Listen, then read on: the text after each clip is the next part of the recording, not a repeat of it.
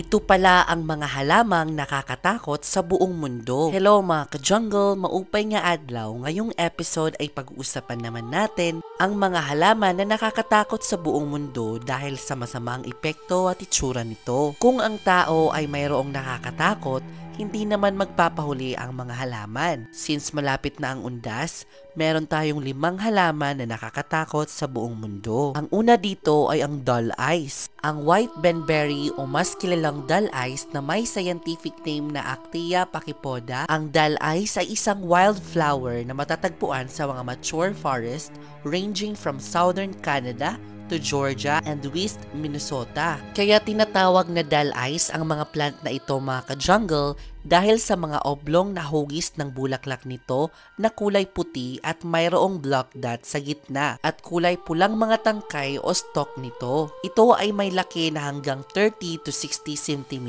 Ang prominent feature is white spherical berries with the black dots on the tip. At alam nyo ba mga ka-jungle, maliban sa nakakatakot ang itsura nito, ay lahat ng parte ng dull eye ay poisonous na pwedeng magkakos ng mga gastrointestinal inflammation and skin blisters. Disclaimer lang mga ka-jungle na hindi po edible o hindi pwedeng kainin ang white benberry dahil maraming ang naniniwala na ang white benberry ay same lam ng red berries na hindi po pwedeng kainin. Lahat po kasi ng parte ng dull eyes ay very poisonous. Kaya kinoconsider dito na nakakatakot na halaman sa buong mundo. Ang sunod naman mga ka-jungle ay ang brain cactus. Marami dito sa atin mga ka-jungle na cactus lover kasi ang ganda naman talaga nitong pang-indoor plants natin. Pero mga ka-jungle, nakikita na ba kayo ng cactus na mistulang utak ng tao? Ang brain cactus ay isang rare cactus na may scientific name na Mammillaria elongata o cristata. Ito ay hindi naman delikado o poisonous sa mga tao maliban lamang sa mga nakakatakot na appearance nito na parang utak ng tao.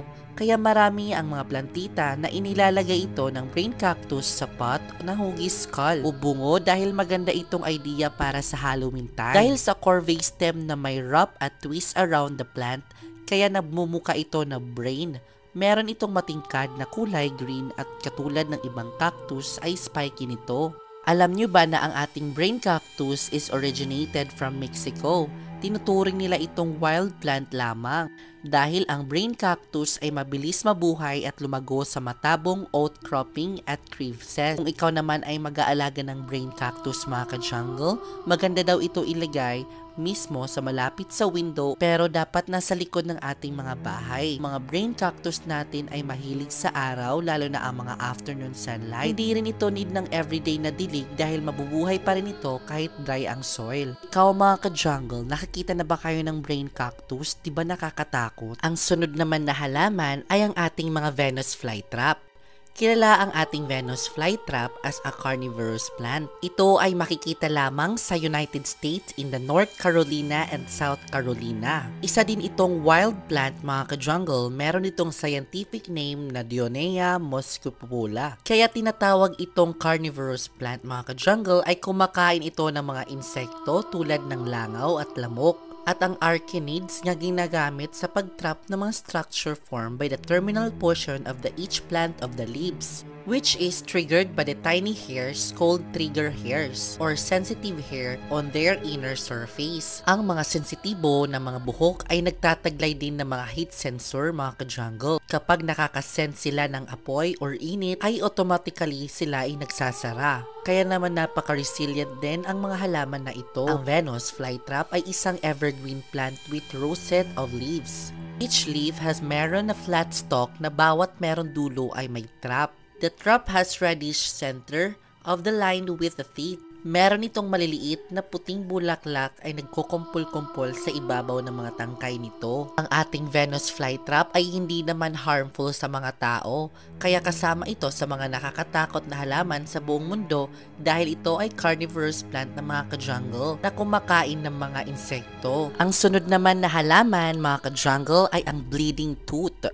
Meron itong weird appearance mga ka-jungle kaya kasama ito sa nakakatakot na halaman na tinatawag din nila na devil's tooth. Ang bleeding tooth ay isang fungus na mushroom mga ka-jungle. Ito ay matatagpuan sa Pacific Northwest at meron din ito sa Iran, South Korea at Europe. Dahil sa itsura nitong pole flesh dotted with the deep spores, sleeping thick red fluid na akala mo'y nagdudugo, pero ito ay mushroom pala. Nagmumukang dugo talaga mga ka-jungle dahil sa mapulang kulay nito. Pero kahit ganito ang appearance nito mga ka-jungle ay hindi ito dangerous. The fact, meron itong mga health benefits. Pero sa sobrang pait ng lasa nito mga ka-jungle, kaya hindi ito ina-advise na kainin ng mga tao. Ang fungus na mushroom ay mayroon carbon dioxide from the host and the host in the return goes bitter nutrients absorption, as the mushroom converts the amino acid and mineral into usable forms. Ang bloodtooth fungus mushroom ay mayaman sa mycelia, kumakalat sa buong forest floor na mainam para sa mga plants o mga halaman natin. Last but not the least ay ang nakakatakot na mga halaman sa buong mundo ay ang dead man's finger. Commonly known as a dead man's finger tulad sa bleed tooth finger ay isang fungus din. Dead man's finger ay commonly nabubuhay sa forest at woodland areas na tumutubo ito sa mabubulok o injured na trees. Meron itong laki hanggang meter in diameter and are usually between 3 and 8 cm long when fully developed. Kaya pala ito tinatawag na dead man's finger dahil sa appearance nito na parang may nabubulok na mga daliri ng tao na lumalabas sa gilid ng ating mga lupa. Kaya naman kasama ito sa mga nakakatakot na halaman sa buong mundo. At ayun na nga mga ka-jungle ang mga halaman na nakakatakot sa buong mundo. At na-share ko na po sa inyo. Since malapit kasi ang undas, marahil na maganda itong i-content sa inyo. Ayan mga ka-jungle, I hope may natutunan kayo at natakot din kayo. Kasi ako din, alam nyo kapag makakita ako ng halaman na ito, medyo matatakot naman talaga ako. At kung nagustuhan mo ang video natin, i-comment nyo naman na yes. At kung nagustuhan nyo ang video natin for today's video, ay salamat. At huwag kalimutan i-share, i-like, at i-subscribe ang ating YouTube channel. Maraming salamat sa panonood mga ka-jungle and I will see you next episode because more plant, less stress!